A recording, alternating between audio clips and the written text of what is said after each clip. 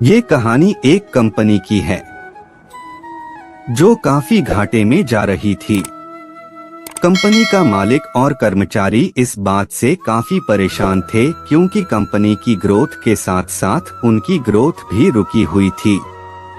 एक दिन उस कंपनी के मालिक ने कंपनी के गेट पर एक नोटिस लगा दिया जिस पर लिखा था, कल रात उस कर्मचारी की मौत हो गई जिसकी वजह से इस कंपनी की और आपकी ग्रोथ नहीं हो पा रही थी और शोक मनाने के लिए हम सभी 1 घंटे बाद ऑडिटोरियम में मिलेंगे। ये बात सुनकर सभी कर्मचारी थोड़ा दुखी भी थे और खुश भी थे। दुखी इसलिए थे क्योंकि उनके साथ का ही कोई अब इस दुनिया में नहीं रहा, लेकिन वो इस बात से खुश भी थे कि अब वो व्यक्ति नहीं रहा जिसकी वजह से उनकी और उनकी कंपनी दोनों की ग्रोथ नहीं हो पा रही थी।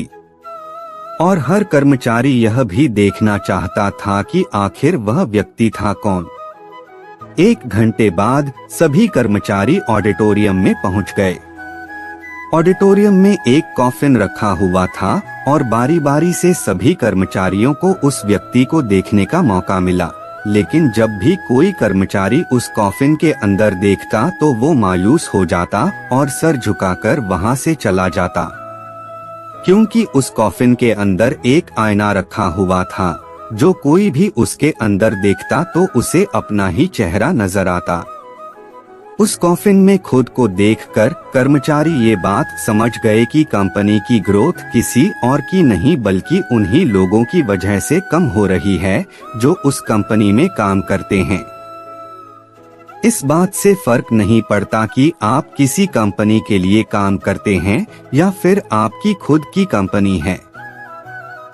फर्क इस बात से पड़ता है कि आप अपने काम को कितनी लगन और मेहनत से करते हैं।